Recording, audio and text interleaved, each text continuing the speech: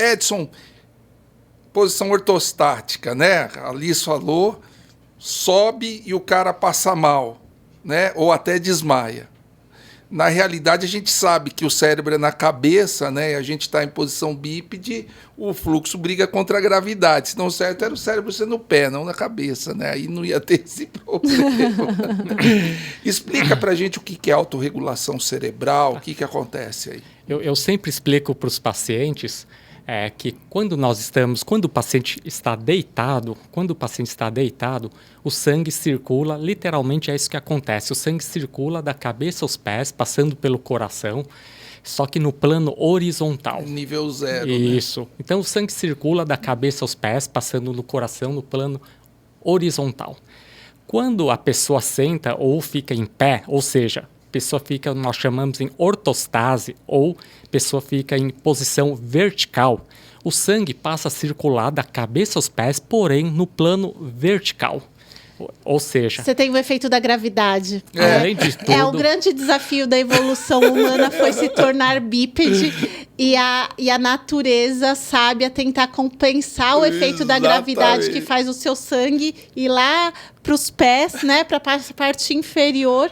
Qual o mecanismo de esse sangue chegar no cérebro Isso mesmo. se o sangue está indo lá para baixo? Exatamente. Né? Então, tem todo um mecanismo de compensação via sistema nervoso autônomo, de a gente fazer vasoconstrição, né, contrair esses vasos de território esplênico, de baço, dos membros inferiores para o sangue subir. Exatamente. Verdade. Aí, quando a gente está em pé, em ortostase, fica difícil para o coração bombear o sangue contra a gravidade, subir até o topo do prédio, que é a cabeça, né? Fica difícil bombear o sangue até o topo do prédio, que é a cabeça. E, além disso, a gravidade ajuda o sangue a sair do cérebro, a voltar para o coração. Ou seja, a gravidade dificulta o sangue a subir para o cérebro e facilita o sangue a escoar, sair do cérebro e ir para o coração. Ou seja, pode acontecer uma situação em que sobe pouco e sai bastante, desce muito. Aí pode faltar sangue para o cérebro.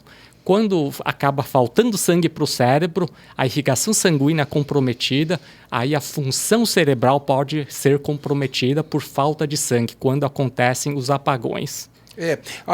Pode falar um pouquinho de autorregulação para a gente, cerebral?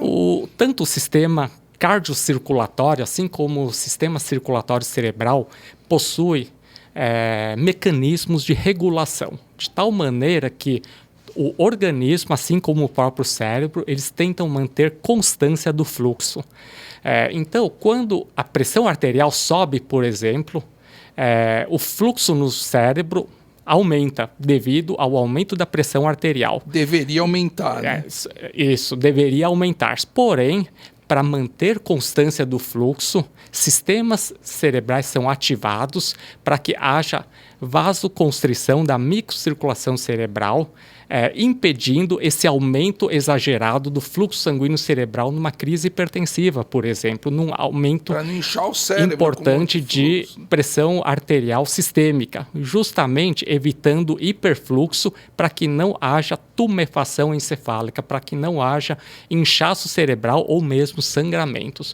O contrário também é verdadeiro. Quando, por alguma razão, ocorre hipotensão arterial, por exemplo, há redução do fluxo sanguíneo cerebral.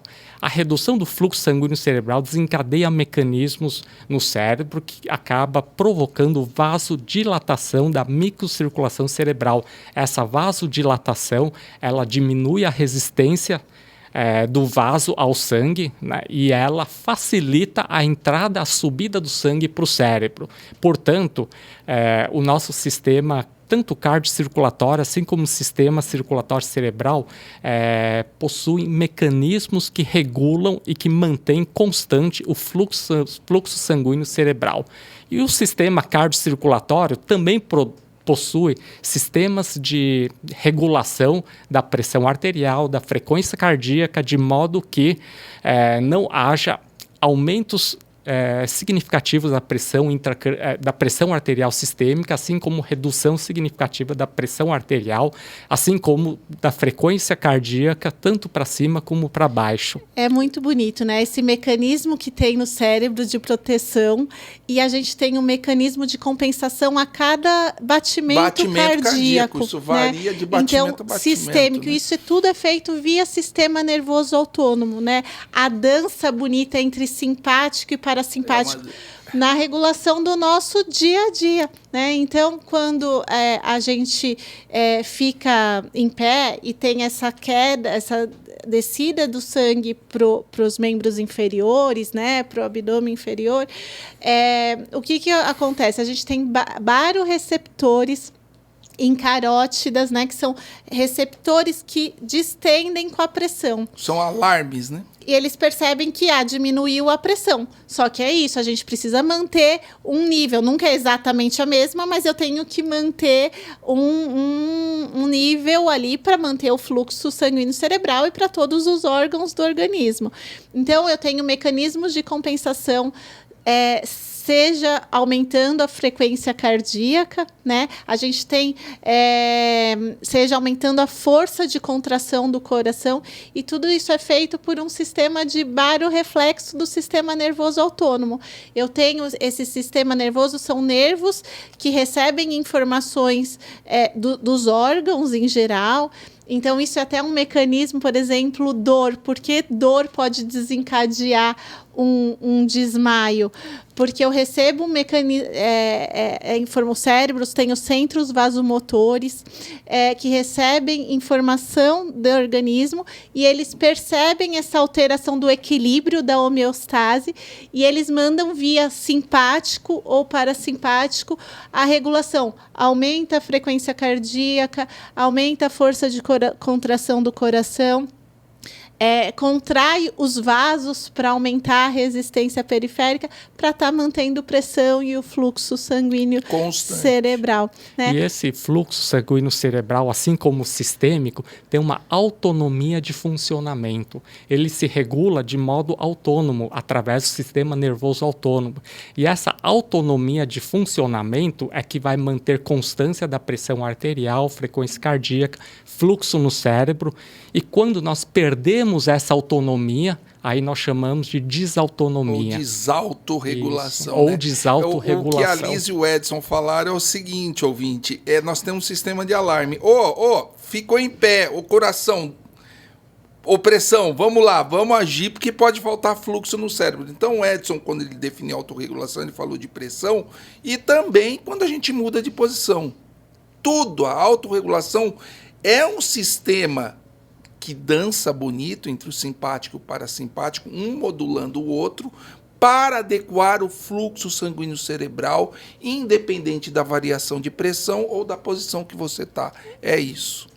Liz, me corrija se eu estiver errado, mas os grupos onde acontece... Nós falamos da arritmia, que é o risco de morte súbita. Eu acho que na síncope é a primeira coisa que você tem que afastar ou diagnosticar, porque o risco de morte é iminente. Pode ser. Nós vamos falar agora de síncope por posição ortostática, ou seja, o cara fica em pé, passa mal e desmaia.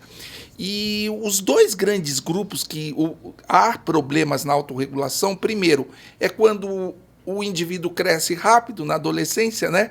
E não dá tempo desses mecanismos acompanharem esse crescimento rápido. Aí é aquela adolescente que desmaia, que ainda o sistema hormonal está amadurecendo, ou o menino que desmaia na escola, jogando bola, etc. E os mais idosos, onde esses mecanismos começam a falhar, ou por falha do envelhecimento, ou associado a doenças, né? E depois nós vamos falar o combo, que é o combo de quem tem isso a vida toda, que é o desautonômico e o enxaquecoso, que você vai falar depois.